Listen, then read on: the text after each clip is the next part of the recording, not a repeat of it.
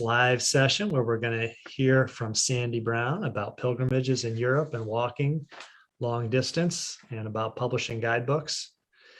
We're just waiting for everyone to come in, and I just want to welcome you all to get set up. And again, I see some regulars. I do a lot of travel classes with Get Set Up, and I see quite a few people that are here from those travel classes. So this is yet another way of traveling you can think of.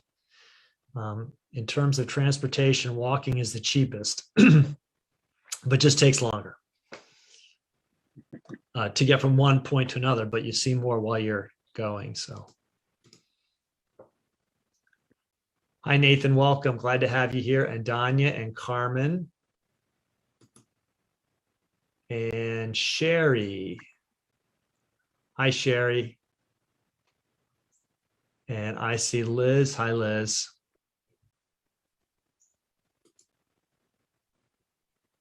And hi, Michelle. Got a lot of California people here today.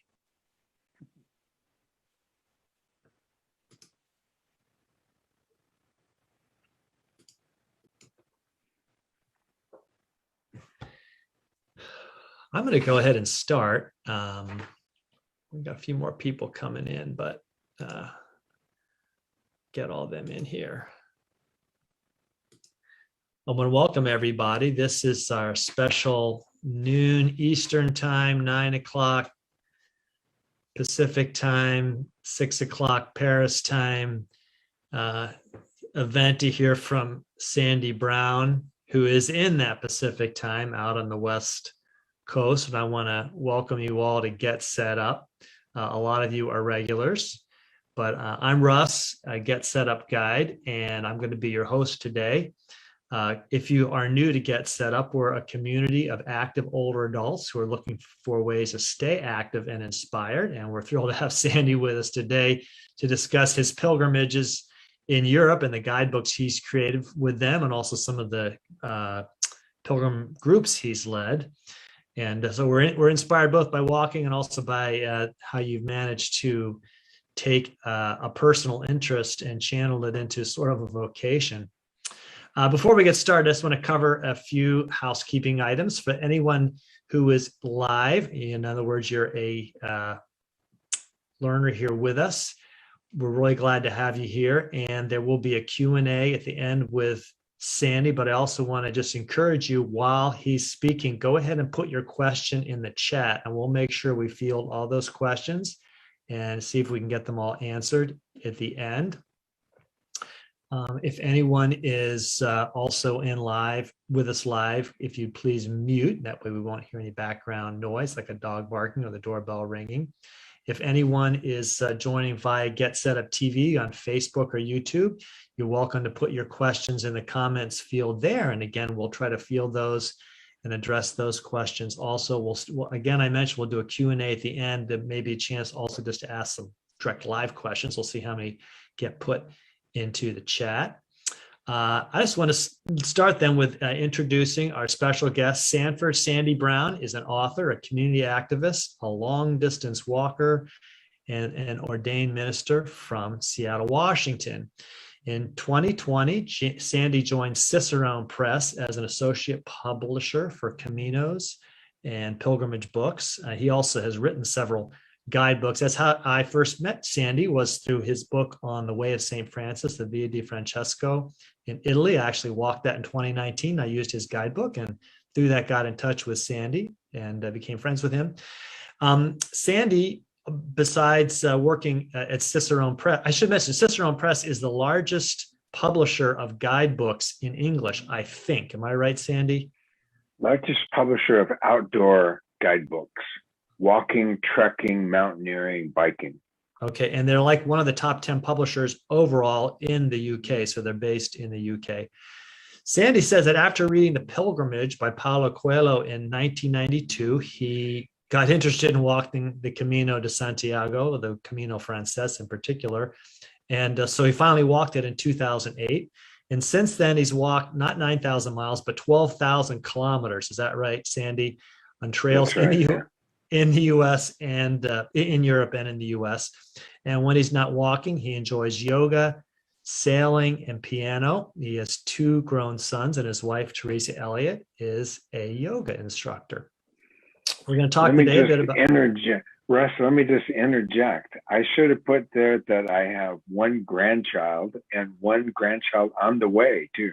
Hey, congratulations to the one on the way. And I've seen on Facebook him with the 1 grandchild. Yes, that's great. It's a great period of life to be in. For sure. Sorry to interrupt. That's okay. We're here to hear from you, Sandy. Today we're going to talk about staying active through long distance walking, and we're going to also talk about turning your passion into a new career, and also how to adapt your plans when unexpected challenges like a pandemic arise. And these are a couple of Sandy's book, The Way of St. Francis. That's the first guidebook you did, correct, Sandy? That's right. Yeah. With Cicerone, and the one there, Via Franchijanet Part 2, is the newest one. And I was just mentioning to Sandy that I ordered that yesterday from Cicerone Press, because that's a walk I'm interested in taking. Sandy earned his undergraduate degree in medieval history at the University of Washington in Seattle. He earned his MDiv, Master of Divinity, at Garrett Theological Seminary, which honored him in 2006 as a distinguished alumnus. And he has a doctorate from Princeton in Princeton Theological Seminary in gender, sexuality, and spirituality. And you are now retired as from ministry. You were a United Methodist minister for how many years? For 32 years. 32 years. Yeah. And again, he loves walking and doing yoga and playing piano when he's not traveling. So let me just start with some questions. We heard Sandy's bio, but tell us a bit more about that first pilgrimage you walked and your inspiration to walk it. Yeah, absolutely. Thank you, Russ, and thank you for welcoming me here in this group. I'm excited to be able to share what I do, what I've been up to over these years. And I just want y'all to know, no, I do not dye my hair. I'm as old as Russ pointed out. When you say 32 years of ministry and retired and all that, you expect a grizzled looking guy. I'm grizzled, but somehow my hair has stayed black all this time, except for a few white streaks over here. So in about 1992, I read the book, The Pilgrimage by Paulo Coelho. And what I liked about the book was its kind of combination of magical spirituality and travel log. So I said that I would definitely have to someday walk the itinerary that it described, which is the Camino de Santiago in northern Spain, where you walk from France all the way across Spain and end at Santiago de Compostela. So I read the book in 1992, but it wasn't until I retired for the first time, I should say, when I retired for the first time in 2008, that I was able to do it. So I expected that what my walk was going to be like was I was going to have this month of solitude in a strange country where I would not have any friends, where I'd be isolated and alone. So as I took the train up to the starting place, I saw other people that were also wearing hiking gear. And I kind of resented that fact that I wasn't going to be able to be alone on this pilgrimage walk. Then I started walking the next day. And by about noon, I was already lonely and ready for company. And somebody said to me, "Have you met the American girls yet?" And I said, "What do you mean, the American girls?" And not long afterwards, I heard the sound of American English, and it was 4 college graduates from St. Louis University that were walking together as their postgraduate celebration. And we walked together then for the next many days. And I came to discover that walking is a great joy, but walking and meeting people and spending sometimes days, sometimes weeks, sometimes even a month with somebody as you walk a long itinerary is a really great joy. So I met the 4 American girls. I met a software designer from Ohio. I met a police woman from Germany. And subsequent pilgrimages, I've made friends, and I feel now like I have friends all over the world. I am up to my 18th pilgrimage now, and 12,000 kilometers, which I think comes out to something around 8,000 or 9,000 miles. And I do it every year and have a great blast every time.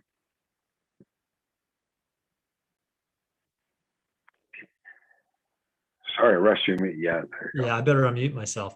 There were about 16 years from the time you first read about the Camino de Santiago and when you did your first pilgrimage. How did you plan that first one?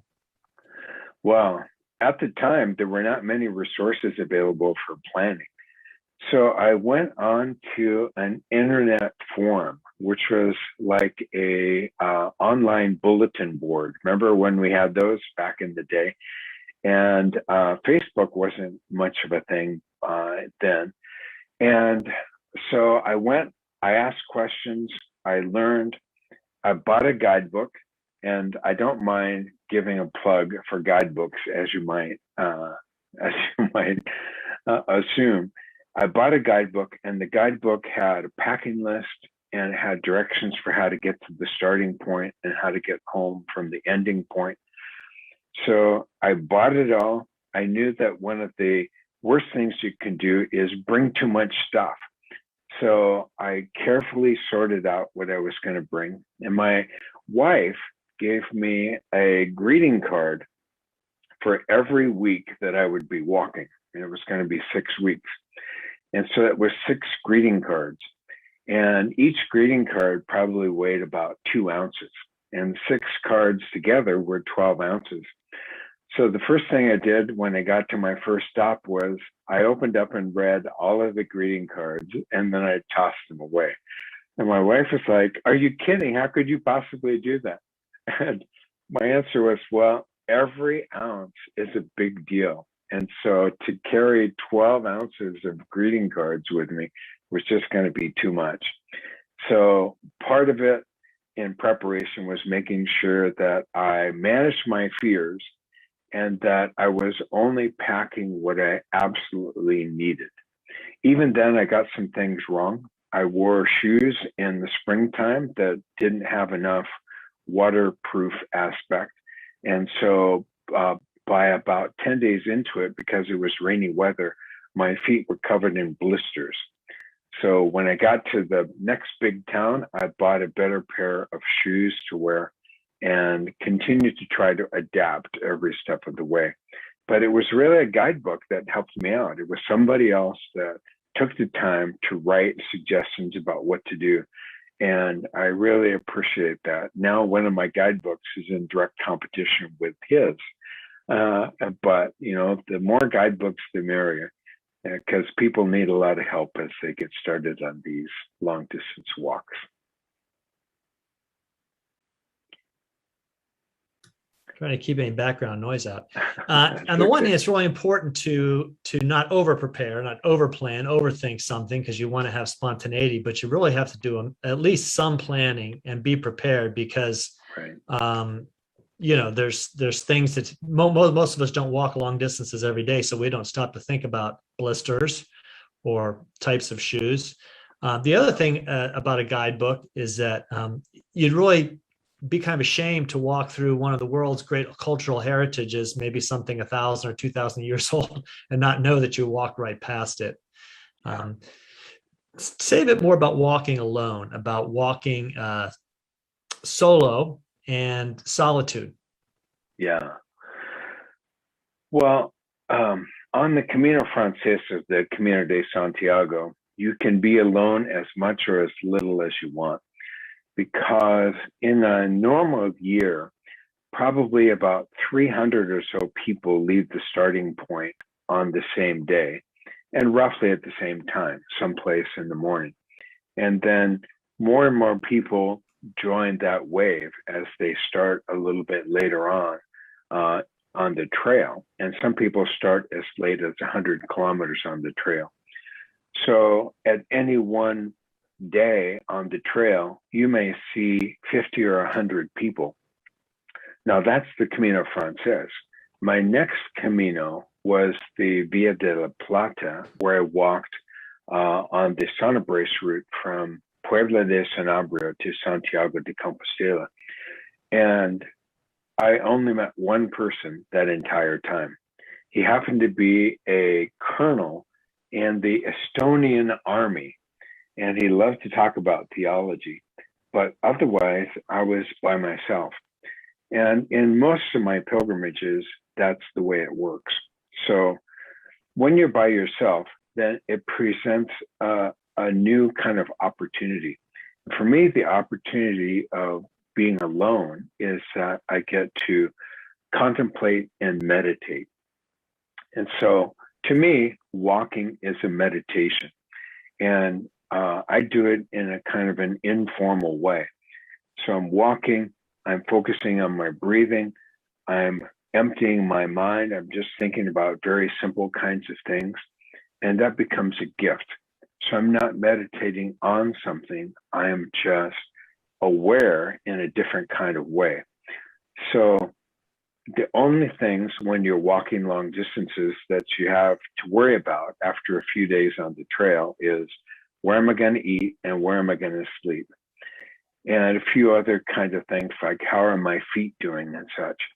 And that's actually itself a big gift, because we are filled with so many other worries and concerns in our daily lives that being out on a walk and being able to have that kind of simplicity is a real plus.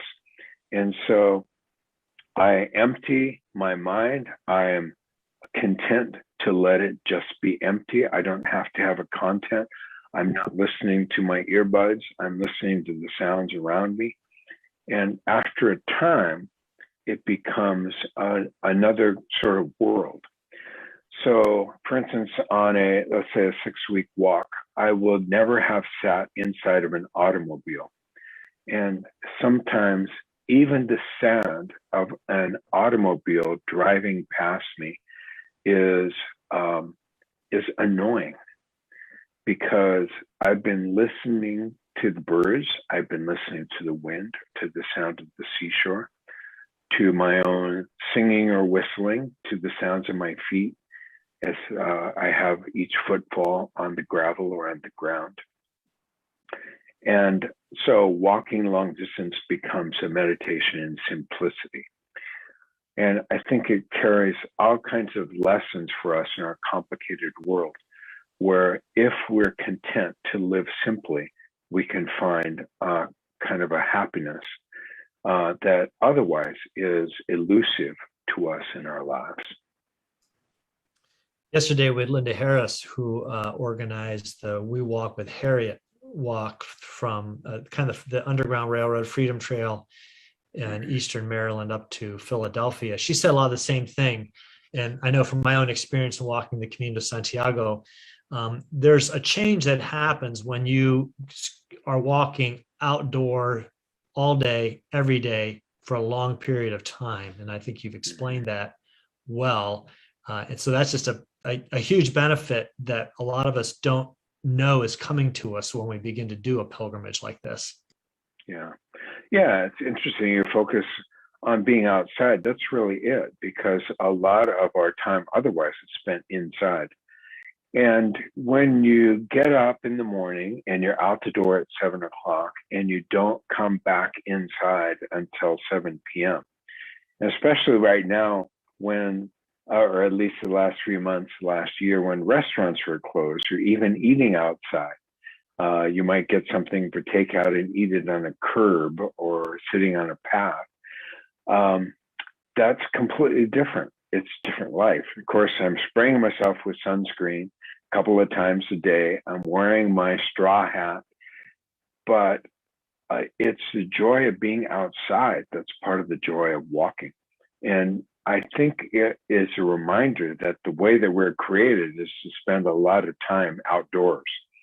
And with the different temperature changes and the feeling of the wind and the sun going up and coming down, and all of those transitions in the day are really a beautiful part of being alive that we miss when we're inside all the time. You totally said it, Sandy. Being outside is a way we were designed, and I guess the way human beings lived for tens of thousands of years, and it's only recent history have we changed that.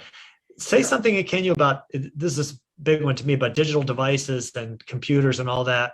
When I walked the Camino to Santiago, I spent very little time on a device. In fact, I brought a book along to read, which a lot of people said, "Why are you carrying that?" I said, why don't you put it on your phone? I said, I don't want to look at my phone.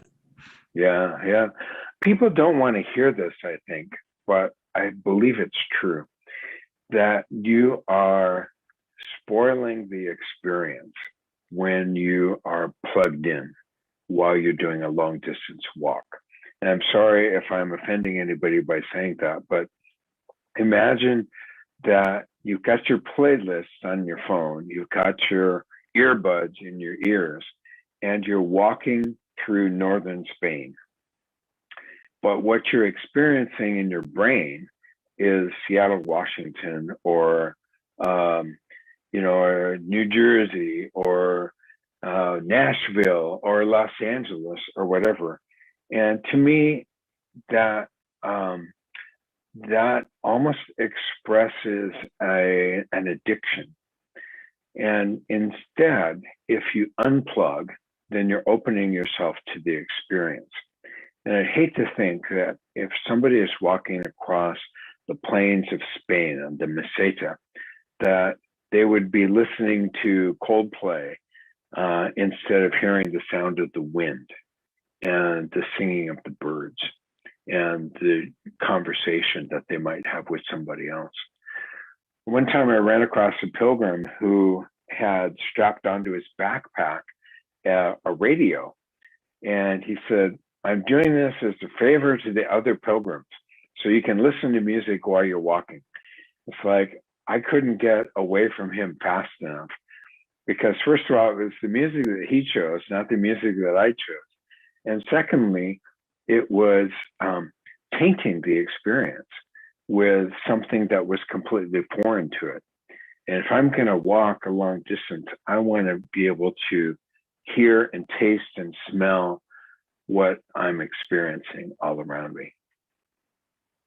Yeah, I had the same experience. I had a playlist and some music. I think I listened to it once in 5 weeks of walking. And that was probably, there's a section of road where you go along a highway with truck stops. It's kind of like in the US. It was pretty boring.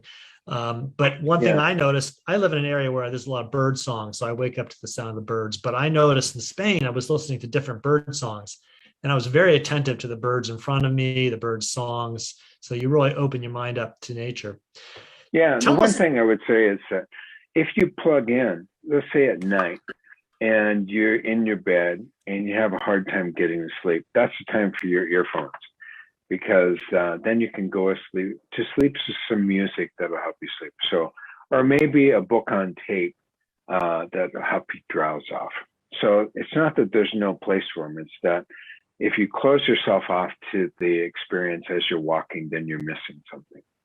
That's exactly right. You want to be there and not be there, but somewhere else in your head the time that you're walking. Tell us a little bit about your other experiences. Again, I encountered you as the author for the guidebook for the Way of St. Francis. So how did you get from this Camino to Santiago, where, by the way, you were leading tours, to Italy? Well, it's kind of fun because, let's see, I walked my first Camino in 2008, and then I continued to walk in Spain in 2010, 2011, 2012. And then a friend that I met who was from Vienna said, well, maybe we should exchange our affection for Santiago, St. James, with St. Francis and walk in Italy instead. And I said, Jacqueline, I don't know anything about the Italian Camino, so would you mind researching this and figuring out where we're supposed to go? And she did all of the work, and 3 of us met her, and then the 4 of us walked from Assisi to Rome in 2013, and it was a great experience.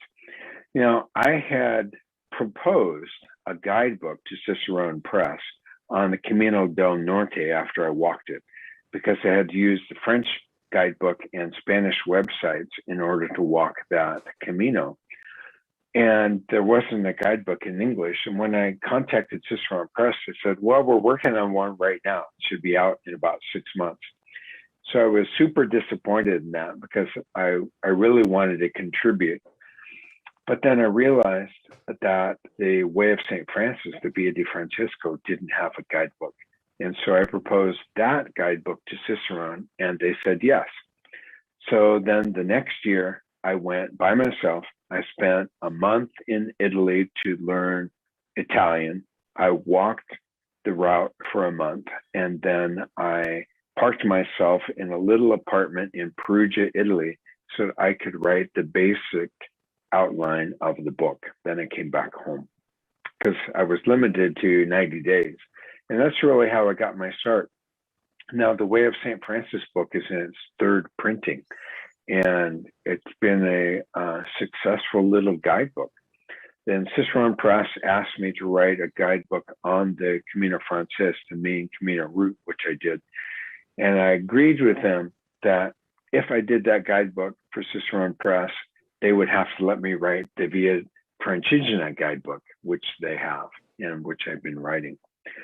So pretty soon they asked me if I would be associate publisher of Cicerone Press for pilgrimages and Caminos. And I said yes to that to help other guidebook writers. So that's how it got started, and I'm in the midst of it still.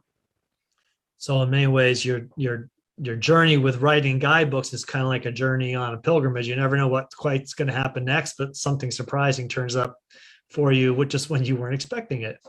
Yeah, absolutely. And to give a little context to people who don't know it, the Camino Frances, which is the most commonly walked route of the Camino de Santiago, starts in southwest France, crosses over into Spain, and then goes for 500 miles to Santiago de Compostela in northwest Spain. And the route that we were just describing, the Way of St. Francis, is about 300 miles. It's 350 miles. 525 kilometers. 525 kilometers, a little over 300 miles from Florence to Rome. And it goes through Umbria, and through Assisi, where St. Francis was born and lived. And that's kind of the region of Italy that he was in the most in his life. And then now you're working on a guidebook for a very long pilgrimage, the Via Franchijanet, which starts in Canterbury, England, and goes all the way to Rome. And how many miles or kilometers is that? That's 2,200 kilometers, which would be something like 1,400, 1,500 miles. Okay. And because that's so long, there isn't a single guidebook on that, but with Cicerone Press, you're doing 3 different guidebooks, or there have been 3 different guidebooks, or maybe I think you're redoing one that was maybe a single guidebook and you've broken it into 2 books. Is that right? Yeah, Cicerone Press about 10 years ago put together a 2-volume guidebook that went from Canterbury to Great St. Bernard Pass in Switzerland, and then Great St. Bernard Pass to Rome. And I decided, and Cicerone agreed, that we would divide it up into 3 guidebooks instead of 2. And one reason is that the French route has lengthened. As France has taken more of a review of it, they wanted to make it more scenic. So they added about 200 kilometers in France. And the other is that if the guidebook splits it at Great St. Bernard Pass, and you see a kind of a funny thing happen, people decide that they're going to start at the top of the Great St. Bernard Pass. And if they do that, then they miss the Swiss side of the Great St. Bernard Pass, which is the pretty side. So starting in Lausanne, Switzerland, that allows 7 days to get to the top of the Great St. Bernard Pass, which is 8,400 feet in altitude, and then to go on to Rome from there, which is another 1,000 kilometers, about 700 miles. So I'll be going back to France to finish volume 1 of that series now. So this year, in addition to my 1,600 miles on the California Missions Trail, I'll do another about 800 miles in France and Switzerland on foot. Now, for some people that aren't familiar, I know it gets up. I've spoken about walking the Camino to Santiago, but let's give folks some context. When you're walking let's go back to Camino to Santiago. I averaged about 15 miles a day, which is about 25 kilometers. I imagine, and most of the guidebooks have broken it down to stages somewhere around that average.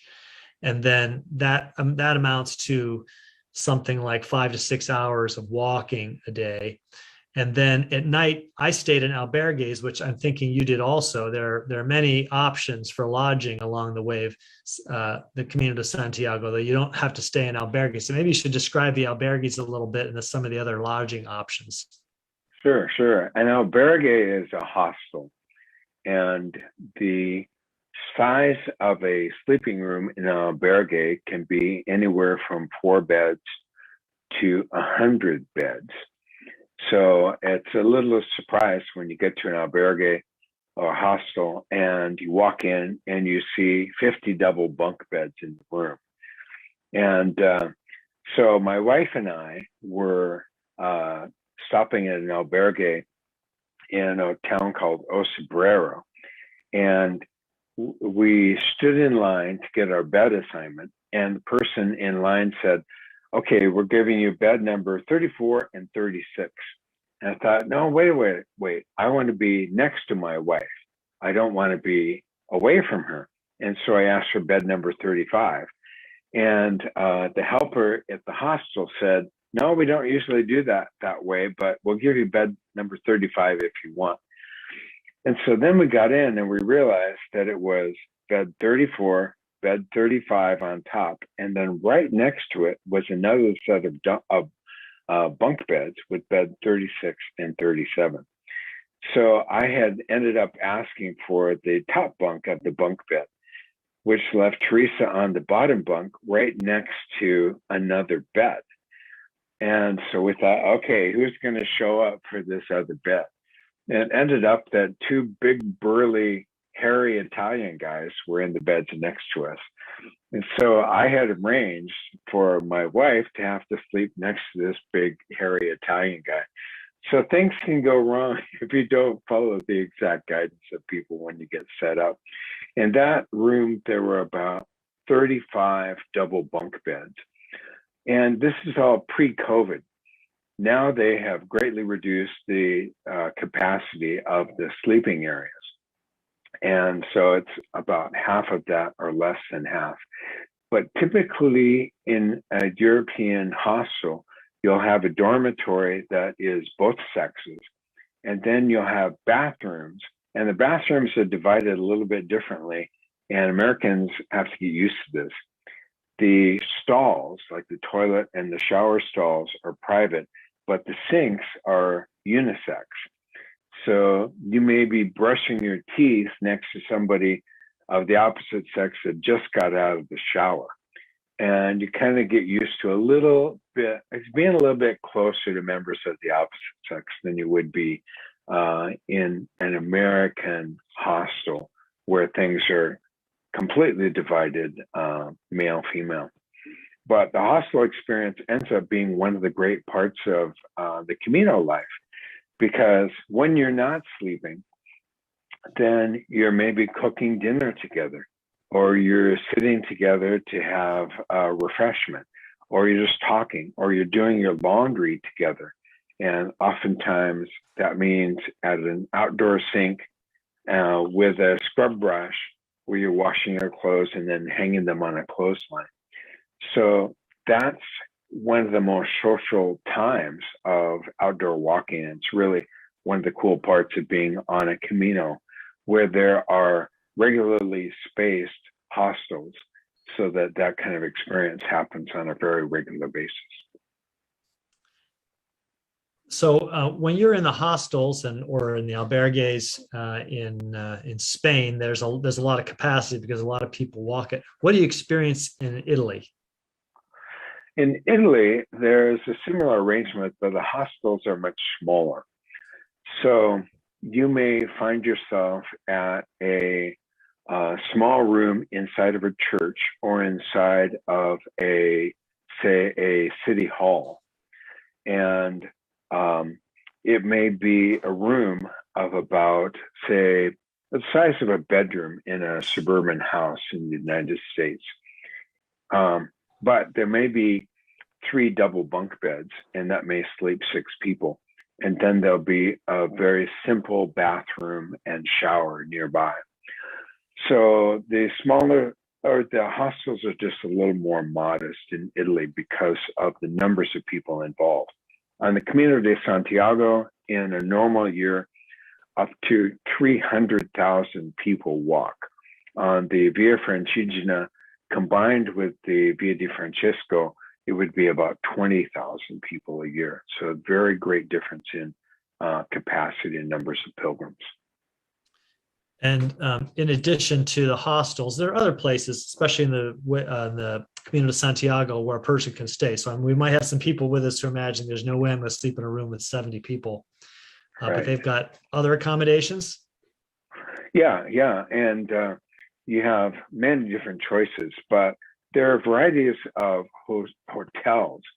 For instance, an hostal is a family-run hotel. A hotel typically is a place where there's 24-hour service at the front desk. And you go and you get your room, and it's a private room with a bathroom inside. A pension might be a place where there are private bedrooms, but a shared bathroom. And it's a different experience. So in the times that I've walked and I've stayed in hotels and there are hostels nearby, I might, close my room in the hotel, walk over to the hostel, ask permission to do my laundry there so that I can do my laundry along with other pilgrims. Otherwise, in a hotel, there's not that experience. And I sound like a total social butterfly. But when you've been all alone all day long, and then you see somebody that you want to hang out and spend time with them. And so that's a very common occurrence. Last year, you had plans to go back to Italy, and that didn't happen. And so you made an adaptation, and you went to the California Mission Trail on bikes. Yeah. So say a little bit about that. Yeah, it was extremely disappointing. My wife and I were going to move to Italy. And one of the things that I've run up against is that an American or Canadian or Brit or Australian can only stay in the Schengen European countries, the ones that have this common treaty for immigration, can only stay for a maximum of 90 days every 180 days. So if I need 100 days to do my itinerary, then I have to come back and, split it in 2. So my wife and I went to the consulate in San Francisco in January of 2020 to apply for elective residency in Italy that would give us the ability to live there year round so we could do this Camino work. And January of 2020 was the start of it all. And in fact, the first COVID cases in the US were right here in the same county where I live, just north of Seattle. So by March, it was clear I would have to cancel all of my plans for the year. I had put together some tours where I was leading friends and other people on some of these walks. I sent all of their deposits back and I hunkered down. But like all of us, I had total cabin fever. I was tired of being locked in. I heard about the California Missions Trail. And so I decided to go ahead and do it. I would have my mask. I would practice, safe social distancing all along the way. And I got on the train. I got a private room, and I went down to Oakland to begin my bike ride on the Missions Trail. And I spent the next about 5 weeks doing the Missions Trail in California. And it was a fabulous experience. So it really meant finding something completely different to do. and then going ahead and doing it. I did it on bike. It was only the second time I'd done a Camino on a bike. And it all came about because some people in California said, why don't we have a guidebook for the California Missions Trail? And so I turned it into a scouting trip. And since then, I've gone back and done the Missions Trail on foot and by bike. In fact, I just got back at the end of last month from that 1,600 miles. So it was a bit of adaptation to find something else to do. And I'm so glad that that project landed in my lap. That's great. That's the same thing Linda Harris said yesterday, that she started actually a career as a jazz singer, and that all her bookings and everything were canceled. And then she found herself sitting at home feeling like can't go anywhere, can't do anything. And then she mentioned in particular the killing of George Floyd made her, as a Black person, feel very disempowered. What can I do? Work for justice. And this Harriet Tubman walk just popped up. And so she made that adaptation and that switch. And so I just appreciate the way you both did that and discovered that being outside walking is actually something safe to do during a pandemic. Yeah, exactly. When you're by yourself, you're socially distanced from anybody else. You can take your mask off and just enjoy the great outdoors. We're going to start doing some Q&A here, but there's a few questions already in the chat that I wanted to ask Sandy about. And this is a good one. This is the one I understand this question too. How do you deal with the reentry into daily life after you've been outside on a pilgrimage? It's been a spiritual experience. You've been in nature. Suddenly you find yourself back in America with its pace and everything. That's such a great question. And it's really hard. It's very, very hard. The first thing that you notice when you come back is that your body misses walking. So I average about 15 miles. In my last walk in California, I averaged 20 miles. And then I averaged about 55 miles on a bike as I biked it coming back. And my body missed that daily routine. So I lost 15 pounds in my 2 trips on the California Missions Trail.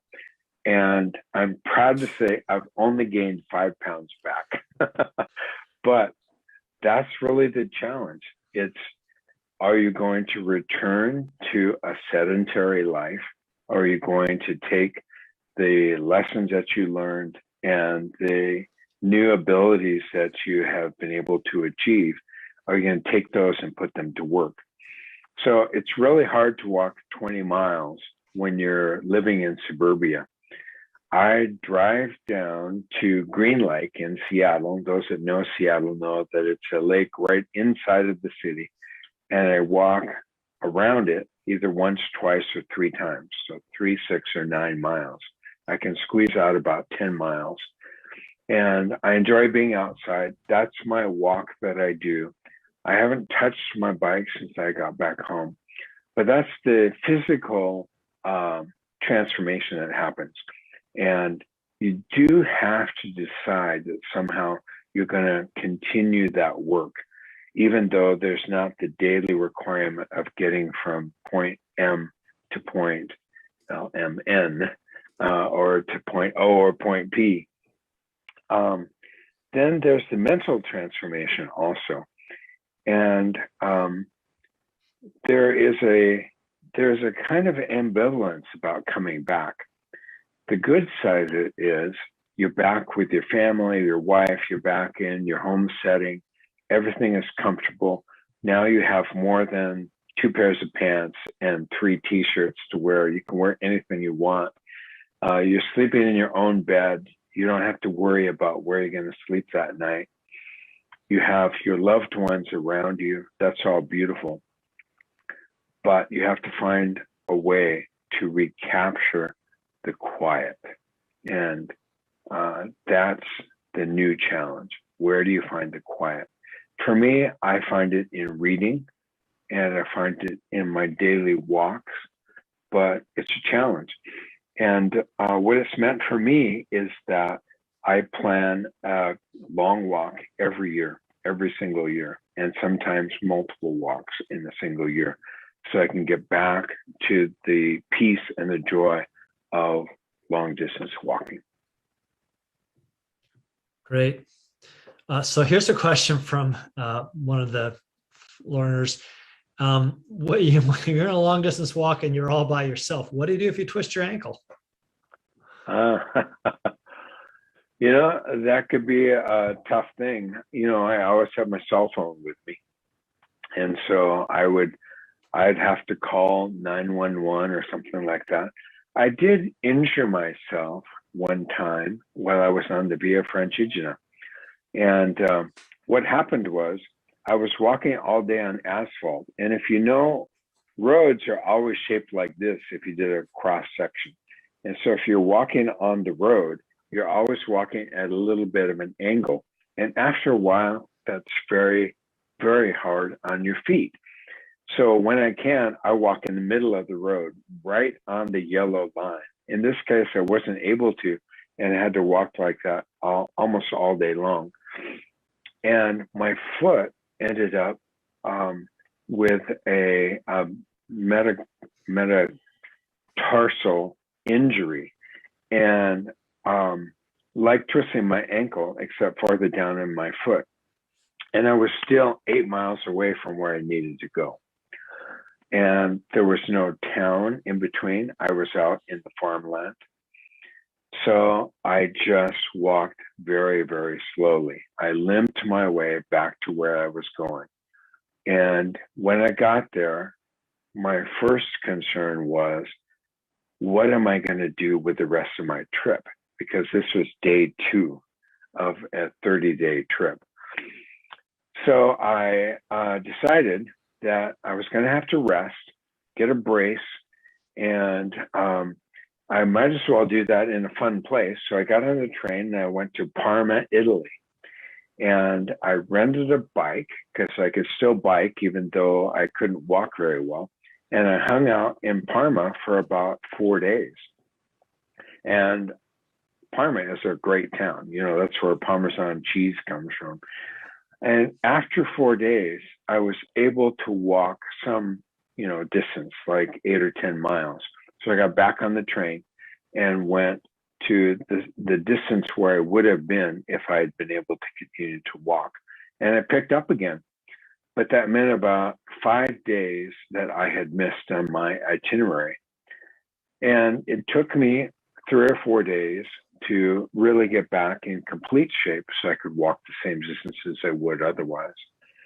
So it was readjusting my expectations, giving myself time to heal, and then adapting my itinerary based on what I was actually able to do. Good. Someone here is asking, are you leading any tours, or do you know someone who will be? And I think do we find a link to your tours on the Caminoist? Yes, you can. I also have a tour site called pilgrimpaths.com. So you can find my 2022 tours there. I'm leading tours in Spain and in Italy. And my son, Luke, is also leading some tours with my little travel business. We bring groups together of a maximum of 12 people, and then we walk these great pilgrim itineraries. So pilgrimpaths.com is my website. We'll make sure one of the support staff gets that into the chat or into the notes at the end. So that's great. Let's see. One more person asks, Nelda asks, what is in the guidebook? Oh, well, what's in the guidebook is let's see, I have my Camino de Santiago guidebook here. It's actually in 2 volumes. So there's a volume that describes the route, and then there's a map book that goes with it. So in the map book, you have maps of each stage, and then also maps of the little towns that you go through as well. So that's a pretty handy resource because you never get lost with the map book. But in the guidebook itself, you'll have an introductory section that tells you how long you're walking, how long between services. You have a basic description of each stage that you might walk in a day. Then you have an elevation profile, and you can see in this profile, it's pretty flat. Then a description of the place where you're going to be. So it's how to get there, what you want to see when you get there, how to prepare, what the terrain and scenery is going to be like. And to give an example of why it's helpful, and you kind of alluded to this earlier, Russ, I was walking on the Camino de Santiago, and I had turned left, take a little bit of a fork, walk about 30 feet, and climb up a bank. And looking down from the bank, I was looking at the foundations of a Celtic Castro city that's 2,500 years old. So I knew to do that because I had researched it. But then I stood on the bank and I looked to the right, and I could see all of these walkers that passed it right by, having no idea that if they had taken an extra 30 seconds, they would be on that bank with me, and they'd be looking out at the oldest site that they would see on their entire journey. And so the purpose of the guidebook is so that you take full advantage of the airplane ticket and the week or the month that you have set aside for this walk, and you actually are seeing the best things that there are to see. So a way to use the guidebook is the night before, you read about what you're coming up to. You tuck it away in your backpack. You have that in your mind, what you're going to see. You have the map book in your hand, if that's the route, if that's the guidebook you're using, and you walk. But you know what you're looking for so you don't miss it. That's great. We've done just a couple more minutes. Any more questions for Sandy? You can unmute yourself or raise a hand or raise a virtual hand and ask a question.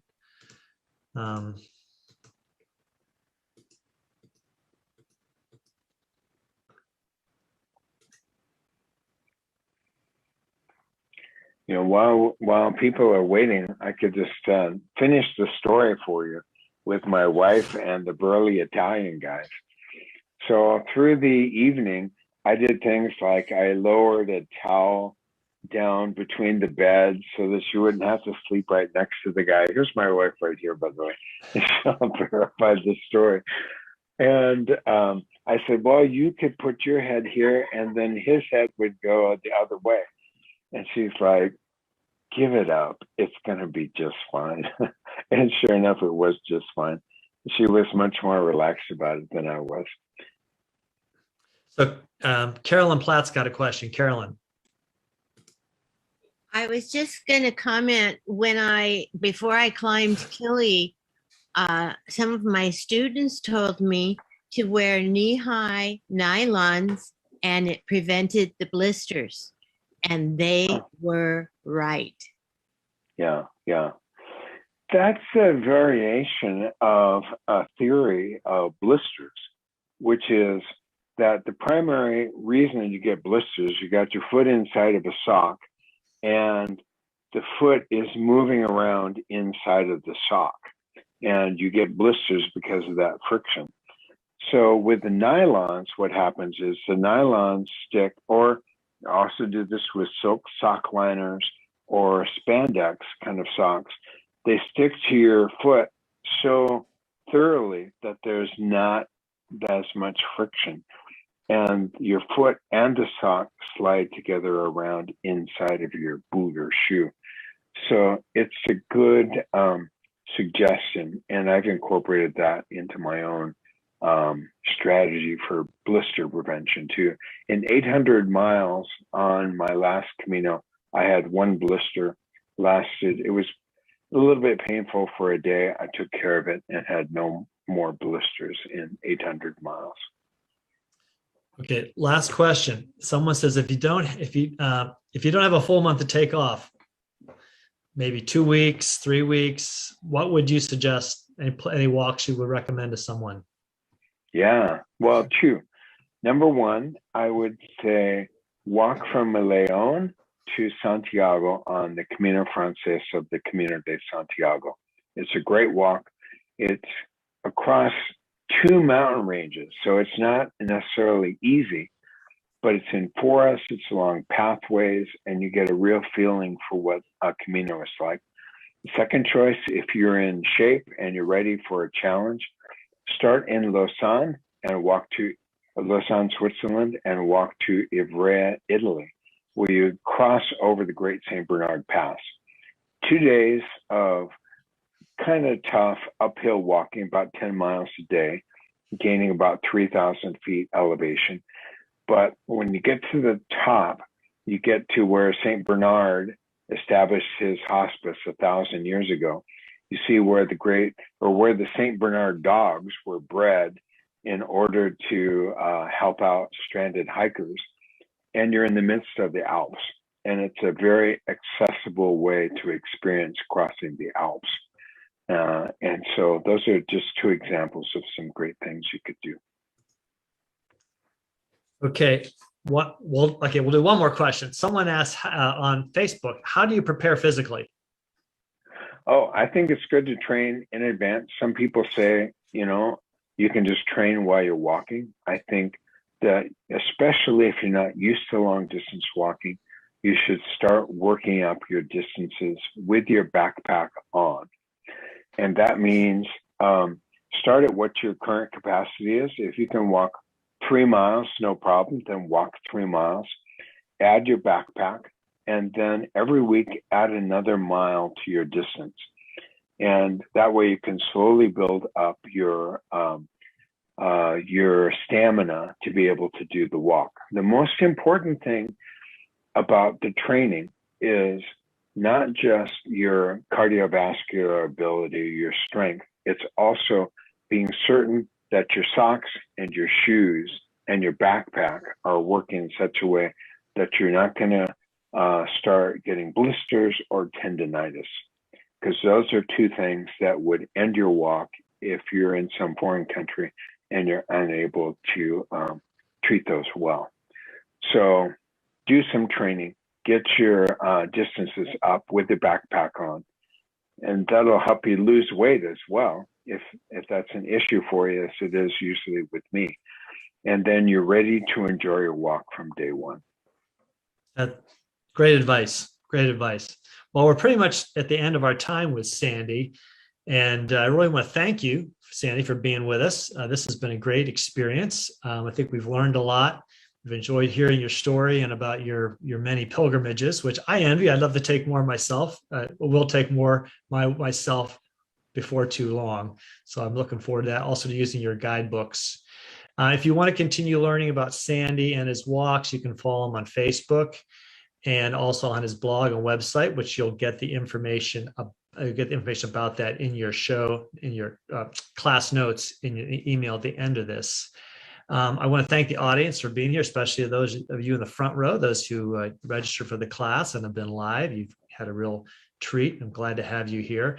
You can request a recording of this event by emailing help@getsetup.io. And if anyone is new to Get Set Up, we hope that you've enjoyed this and can come back. There are over 500 classes weekly you can take, all designed for older adults and taught and guided by older adults. That's one thing that makes Get Set Up unique. The classes are free. There's also other ways you can join the community. You can even become an ambassador, a guide, lead a session yourself. So I want to really encourage you all who are new to look more into Get Set Up.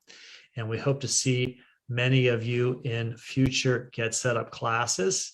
There's some examples here along the bottom, like the photo challenge of the week.